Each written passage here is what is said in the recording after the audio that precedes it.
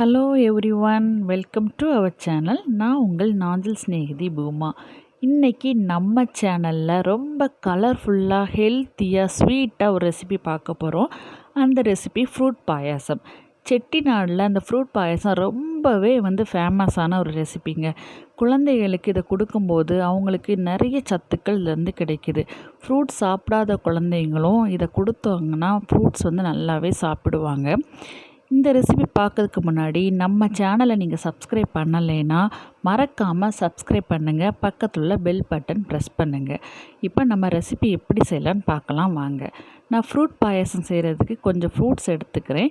நீங்கள் என்னெல்லாம் ஃப்ரூட்ஸ் உங்கள்கிட்ட இருக்கோ அதை எடுத்துக்கோங்க.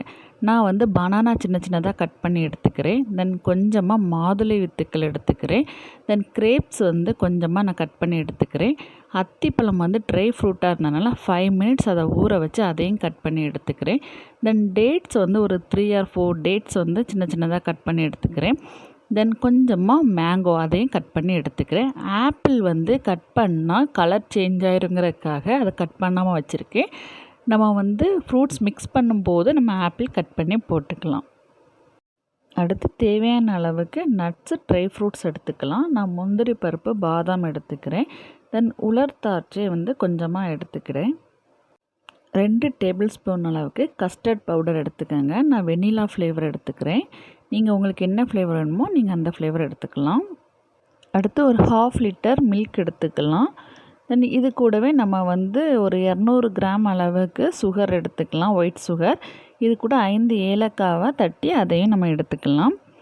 அடுத்து நம்ம ஏற்கனவே எடுத்து வைத்திருந்த இந்த கஸ்டர்ட் பவுடரில் காய்ச்சி ஆறின பாலை கொஞ்சம் கொஞ்சமாக சேர்த்து அதை நல்லா கிண்டி விடணும்.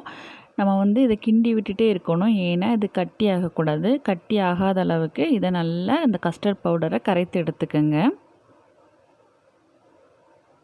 அடுத்து அடுப்பில் ஒரு கடாய் வைத்து அந்த கடாயில் நம்ம ஏற்கனவே எடுத்து வைத்திருந்த அந்த 1/2 லிட்டர் பாலை ஆட் பண்ணிக்கலாம். இந்த பால் கூட நம்ம எடுத்து வைத்திருந்த ஒயிட் சுகர், ஏலக்காய் இதையும் ஆட் பண்ணிக்கலாம். இதை ஒரு ஸ்பூன் வச்சு நல்லா கிண்டி விடுங்க. இந்த ஒயிட் சுகர் நல்லா கரையிற அளவுக்கு இந்த பாலை நல்லா கிண்டி விடுங்க. நம்ம இதை கிண்டி விட்டுட்டே இருக்கணும். தென் இந்த பால் ஓரளவு நல்லா கொதித்ததும் நம்ம கரைத்து வைத்திருந்த கஸ்டர்ட் பவுடர் அதை இது கூட ஆட் பண்ணிக்கலாம். கஸ்டர்ட் பவுடர் ஆட் பண்ணதும் நம்ம நல்லா கிண்டி விடணும். ஏன்னா கஸ்டர்ட் பவுடர் ஆட் பண்ணும்போது அந்த பால் திக்காயிரும். அதனால் அது கட்டி பிடிக்காமல் இருக்கிறதுக்காக நம்ம இதை கிண்டி விட்டுக்கிட்டே இருக்கலாம். அடுத்து ஒரு கடாயில் 1 டேபிள் ஸ்பூன் அளவுக்கு நெய் சேர்த்து ஒரு 2 டேபிள் ஸ்பூன் அளவு ரவை இல்லைன்னா சேமியா ஏதாவது ஒன்று நல்லா வறுத்து எடுத்துக்கோங்க. இது ஆப்ஷன் தான். இது சேர்க்காட்டாலும் பரவாயில்ல. நமக்கு பால் நல்லா திக்காக வேணுங்கிறதுக்காகவும் நம்ம அந்த பாயசம் குடிக்கும்போது அந்த ஃப்ளேவர் உங்களுக்கு ஒரு மாதிரி துருன்னு இருக்கணும், பாயசம் ஃப்ளேவர் இருக்கிறதுக்காக நான் ரவை வறுத்து எடுத்துக்கிறேன். இதை நான் ஃபஸ்ட்டே வறுத்து எடுத்துட்டேன். உங்களுக்கு நான் கஸ்டர்ட் பவுடர் ஆட் பண்ணதுக்கப்புறம் ரவை சேர்க்குறனால நான் வீடியோவில் இதை ஆட் பண்ணிக்கிறேன். இனி இந்த வறுத்த ரவையை நம்ம பால் கூட மிக்ஸ் பண்ணி அதையும் நல்லா நம்ம கிண்டி விட்டுக்கலாம். இனி பால் நல்லா கொதித்து ஒரு திக்கான பதத்துக்கு வந்ததும் நம்ம 1 டேபிள் ஸ்பூன் அளவுக்கு கண்டென்ஸ்டு மில்க் ஆட் பண்ணிக்கலாம். இதை ஆட் பண்ணாட்டாலும் பரவாயில்ல, நம்ம ஆல்ரெடி ஒயிட் சுகர் ஆட் பண்ணிக்கிறோம். இன்னும் டேஸ்ட் வேணுங்கிறதுக்காக நான் கண்டென்ஸ்டு மில்க் ஆட் பண்ணி இதை நல்லா கிண்டி விட்டு உங்களுக்கு ஓரளவு திக்காட்டு பால் வந்ததும் நீங்கள் ஸ்டவ் ஆஃப் பண்ணி இதை கொஞ்சம் நேரம் ஆற வைத்துக்கலாம். இந்த பால் நல்லா ஆறுனதும் தான் நம்ம பாயசம் பண்ணணும். அதை கொஞ்சம் நேரம் ஆற வைத்துக்கலாம். இனி ஒரு பவுல் எடுத்துக்கோங்க. இந்த பவுலில் நான் கட் பண்ணி வைத்திருந்த பனானாவை ஆட் பண்ணிக்கிறேன்.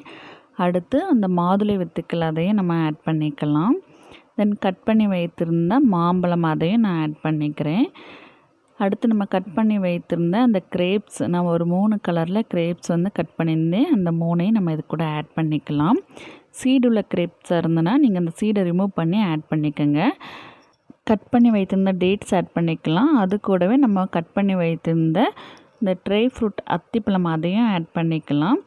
தென் எல்லா ஃப்ரூட்டும் ஆட் பண்ணதும் நம்ம ஆற வைத்திருந்த அந்த கஸ்டர்ட் மில்க் அதையும் இது கூட ஆட் பண்ணிக்கலாம். இதை ஃபுல்லாக ஆட் பண்ணிவிட்டு இதை நல்லா கிண்டி விட்டுக்கோங்க. இனி இது கூட நட்ஸ், ட்ரை ஃப்ரூட்ஸ் இதையும் ஆட் பண்ணிக்கலாம். தென் கடைசியாக நம்ம ஆப்பிள் கட் பண்ணி அதையும் ஆட் பண்ணிக்கலாம். எல்லாம் ஆட் பண்ணதும் இதை நல்லா கிண்டி விடுங்க. இந்த ஃப்ரூட்ஸ், நட்ஸ் எல்லாமே நம்ம ராவாக தான் ஆட் பண்ணிக்கிறோம். அதனால் இதில் உள்ள சத்துக்கள் எல்லாமே இதில் அப்படியே கலந்துரும். இன்னொன்று இதில் நம்ம அத்திப்பழம், டேட்ஸ் ஆட் பண்ணியிருக்கனால இதை ப்ரெக்னெண்ட்டாக இருக்கக்கூடிய விமன்ஸ் சாப்பிட்டாங்கன்னா அவங்களுக்கு கண்டிப்பாக ஹீமோக்ளோபின் இன்க்ரீஸ் ஆகிறதுக்கு சான்ஸ் இருக்குது. குழந்தைகளுக்கும் இது ரொம்பவே சத்தான ஒரு ரெசிபி தாங்க. இந்த பாயாசம் கூலாக சாப்பிட ரொம்பவே நல்லாயிருக்கும். உங்களுக்கு தேவைப்பட்டுனா நீங்கள் ஃப்ரிட்ஜில் வச்சு கூட நல்லா கூலாக்கி சாப்பிட்டுக்கலாம். இதை நம்ம இனி வீட்டில் உள்ளவங்களுக்கு கூல் பண்ணிவிட்டு நம்ம சர்வ் பண்ணிக்கலாம். இந்த ரெசிபி உங்களுக்கு பிடிச்சிருந்தா மறக்காமல் இந்த வீடியோவை லைக் பண்ணுங்கள்.